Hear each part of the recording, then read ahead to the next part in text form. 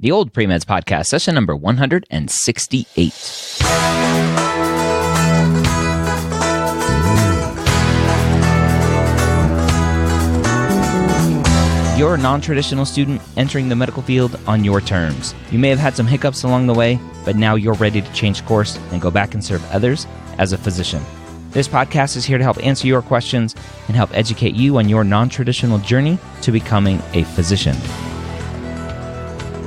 Welcome to the OldPreMeds podcast. My name is Dr. Ryan Gray, your host here every week, where I take questions directly from the non-traditional Premed forum over at premedforums.com. Before I jump into today's show, I want to let you know that today we are sponsored by Next Step Admissions Consulting. Now, a lot of you may know that I do one-on-one admissions coaching with students, and it's something that I love doing, except there's only one of me.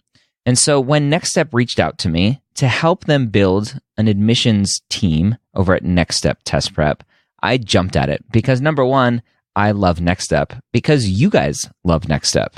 All of the feedback that I get from you guys about MCAT courses and MCAT tutoring from Next Step has been phenomenal. I've grown a great relationship with the team over at Next Step, and now we are taking that relationship even further.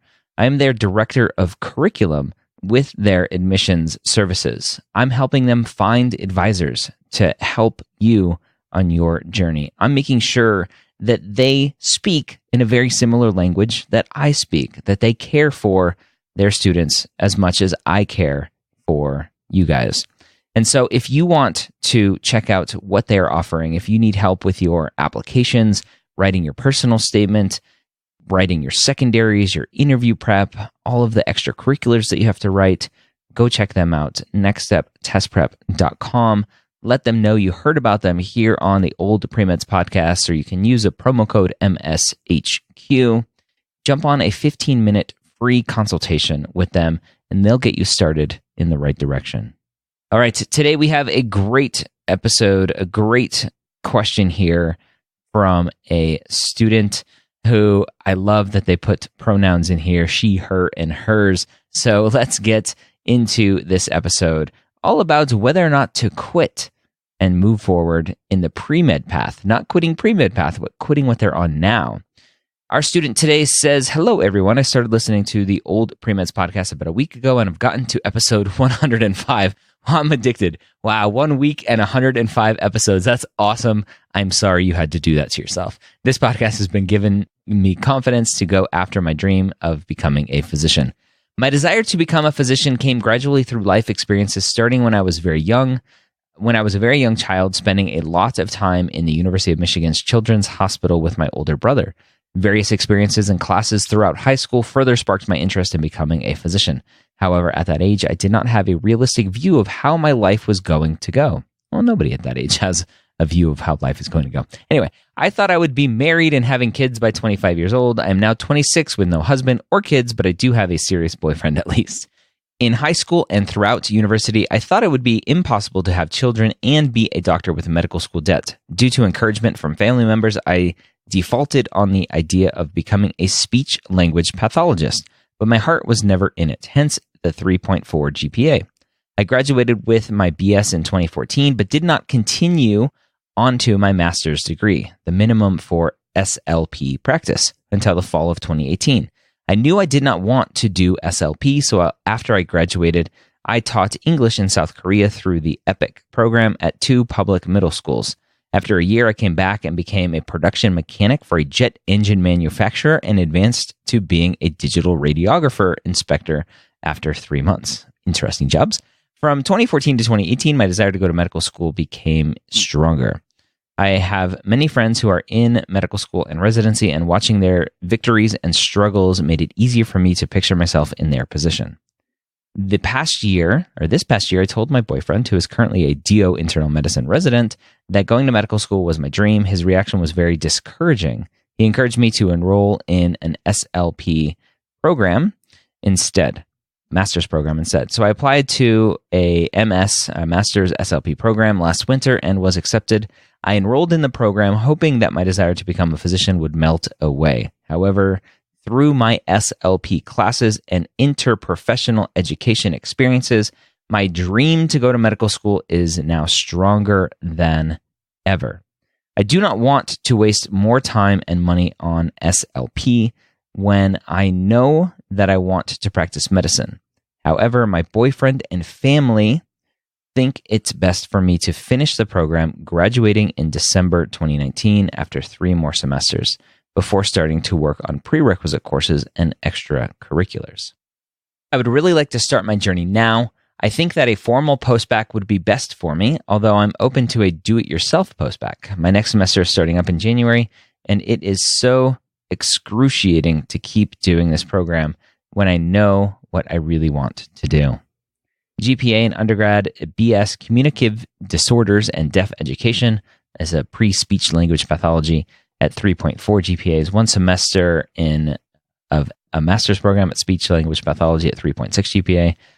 And she lists some clinical experience, a semester doing 4 months clinical practicum in a skilled nursing facility, evaluating and treating cognitive communication disorders, dementia, stroke, TBI, dysphagia, swallowing problems through individual and group therapy. During this semester, I evaluated and treated children in a Head Start preschool program for language and articulation disorders and provided therapy over telepractice for a patient with multiple strokes and dementia, a client with fluency problems, and a teenager with an articulation disorder. Here is my question.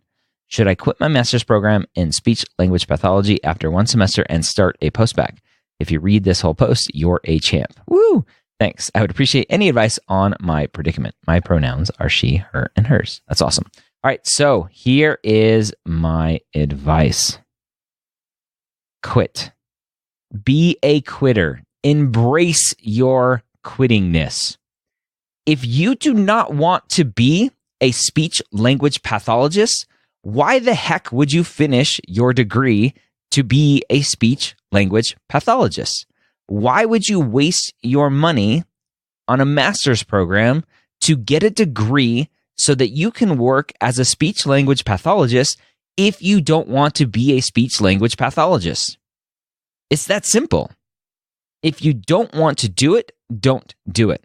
Now, it's very discouraging to me that your boyfriend is discouraging you. Why is that? Is that because he doesn't want a physician wife? He wants to be the doctor and he expects his wife to be at home? He knows the amount of work that you're going to have to put into it, the time that you're going to have to sacrifice, and he doesn't want to have you sacrifice that time with him or raising a child or taking care of a house or whatever it may be? I don't know. Why is he discouraged that you want to go to medical school? That's red flag number 1 for me. Red flag number 2 for me is that your family thinks it's best for you to finish the program as well. So, number 1, you don't have the support of your boyfriend and you don't have the support of your family. So either you're not telling me something and you typically don't finish the things you start, and so they're like, oh, you just think you want to be a doctor, but you really aren't going to enjoy it. Or number 2, they don't believe in you, which is baloney, and you just have to drown out their concerns and go down the path that you feel drawn to. If you want to be a physician, then be a physician. Get out of your master's program now. Don't waste your money on any more classes. Go invest that money in your post-bacc program and finish it. Get into medical school and do what you think you were meant to do. It's as simple as that. You may get pushback from your significant other and your family. It's very easy to break up with a significant other. If he's not going to support you now, then what happens in the future if you have bigger aspirations, bigger dreams, other thoughts? He's likely not going to support you then. So now I've turned from a pre-med advisor into a relationship advisor. So anyway, I think that's a huge red flag, and I would potentially have a very serious talk with him to figure out where his hesitations are for you. It's harder to break up with family, but you can ignore them. Say, I know you love me, guys, but I need to do what's right for me. If this is what you were meant to do, then do it. Stop your master's program. Quit your master's program. It's one of the few times I recommend quitting things. Quit your program and get on with the rest of your pre-med path so that you can get in to medical school and become a physician. At your age, wanting kids, it's all doable. Trust me. If you want to listen to some encouragement, go listen to Dr. Natalie Crawford's podcast called As a Woman. She'll give you a lot of motivation and encouragement on your journey. You can follow her on Instagram too. She's at Natalie Crawford MD. All right, that is today's episode. Hopefully I didn't overstep my bounds talking about relationship advice, but that is something that's very concerning to me. I hope this was helpful for you and everyone listening. If you have questions you want answered here on the podcast, go to premedforms.com. Go to the non-traditional Premed form. That's where I take questions to answer here on the podcast.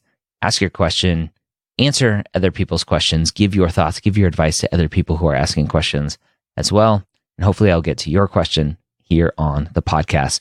Don't forget to check out Next Step Test Prep and their new admissions counseling that they have to offer you. You can get on a free consultation call with them by going to nextsteptestprep.com and signing up for that consultation call to see how they can help you in your application to medical school.